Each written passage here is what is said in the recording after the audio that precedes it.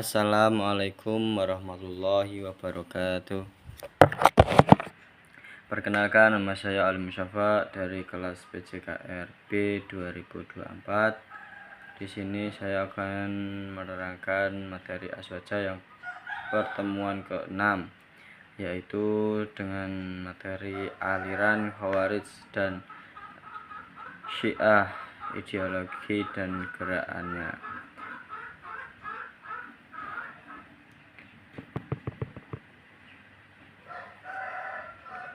Aliran Khawarij. Apa itu aliran Khawarij? Yaitu saya akan menerangkan aliran Khawarij. Yang pengertian Khawarij yaitu secara bahasa Khawarij adalah bentuk plural dari kita Khorijah, dari kata Khorijah. Secara bahasa ia terambil dari lafal khoroja yang bermakna kebalikan dari masuk. Disebut demikian karena mereka keluar agama dan keluar dari barisan kaum muslimin khususnya, dan keputusan terhadap Imam Ali. Ada banyak definisi tentang siapakah Khawarij itu. Diantaranya ada yang mendefinisikan dengan definisi luas hingga seluruh kelompok yang menyempal dari pimpin yang sah atau mempunyai akidah yang sama dengan kelompok Khawarij masa Ali bin Abi Thalib. Maka disebut Khawarij beberapa definisi dari para ulama.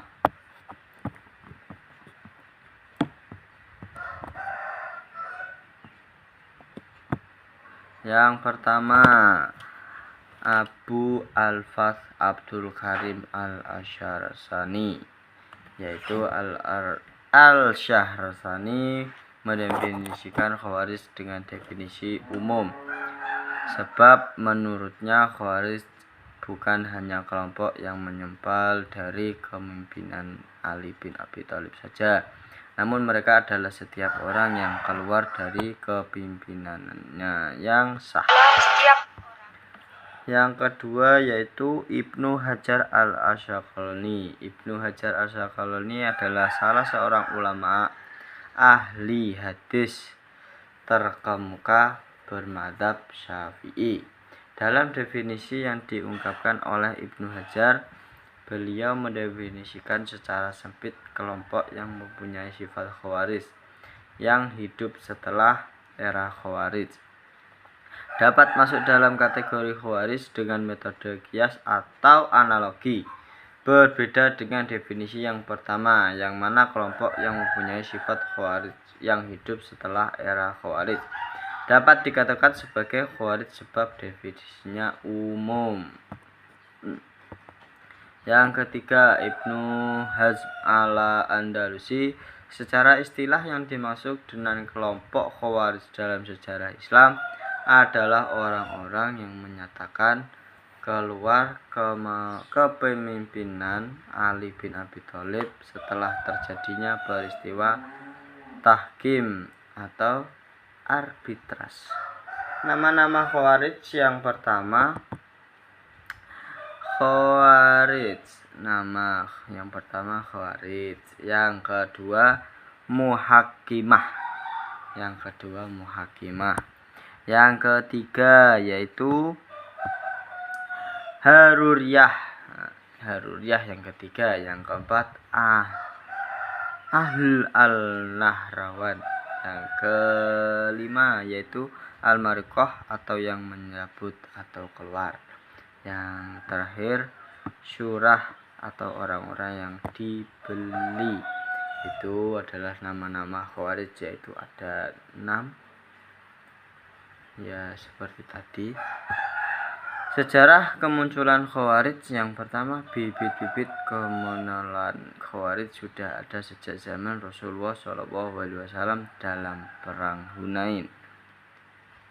Yang kedua, Khawarij mulai tampak pada akhir-akhir masa kepemimpinan Utsman bin Affan. Itu adalah sejarah kemunculan Khawarij yang kedua. Yang selanjutnya sejarah kemunculan Khawarij yang ketiga. Lalu Khawarij mulai tampak nampak lagi pada era pemerintahan Ali bin Abi Thalib, yakni pada saat terjadi perang Siffin antara Ali dengan Muawiyah. Akidah selanjutnya yaitu akidah dan ajaran Khawarij. Yang pertama, orang yang berbuat dosa dianggap kafir. Bagi yang melakukan dosa adalah dianggap kafir oleh akidah dan ajaran Khawarij. Yang kedua, Khawarij berpendapat bahwa mengangkat pemimpin hukumnya tidak wajib dan boleh membelodari pemimpin yang dirasa tidak baik. Jabatan khalifah tidak dimonopoli kalangan tertentu. Itu adalah akidah dan ajaran Khawarij, yaitu ada 3.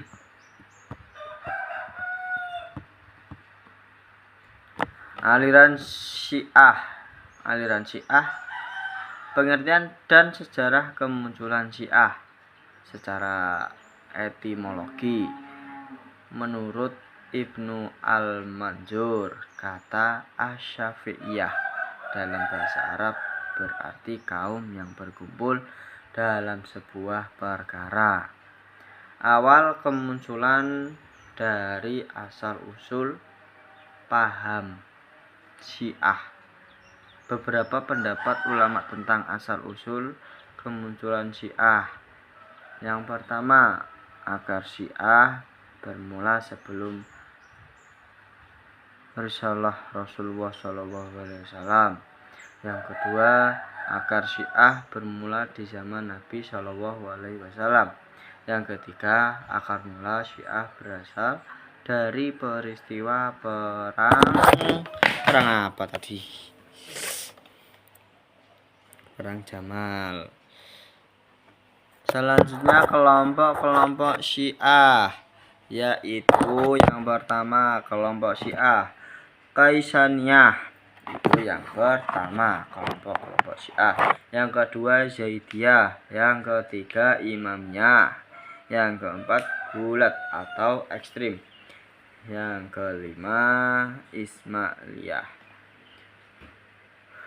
Doktrin-doktrin Syiah yaitu imamah. Yang pertama adalah imamah, yang kedua doktrin Mahdisme atau Imam Mahdi, yang ketiga tamah al-imam atau kemaksuman para imam, yang terakhir atau yang keempat yaitu taqiyah.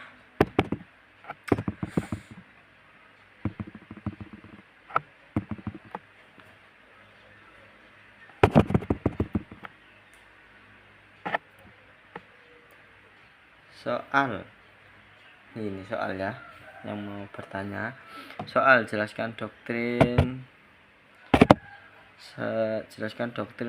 Syiah dan kelemahannya. Saya akan menjawab itu yang termasuk soal yang tadi, yaitu doktrin imamah. Doktrin imamah adalah doktrin pokok dalam ajaran Syiah menurut Muhammad Husain. Imamah adalah pangkat dari Tuhan seperti nubuwah. Kelemahannya yaitu mempunyai perbedaan yang sangat banyak dengan aswaja, karena doktrin ini ditarik ke dalam berbagai aspek agama seperti akidah, fikih, dan lainnya. Doktrin Mahdisme atau Imam Mahdi.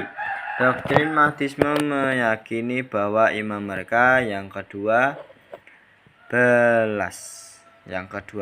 Muhammad Al-Mahdi masih hidup dan akan kembali untuk menegakkan keadilan di muka bumi. Kelemahannya yaitu secara umum pendapat Syiah berdasarkan riwayat yang dibuat-buat, ya, yang dinisbahkan kepada Nabi SAW atau kepada imam-imam mereka.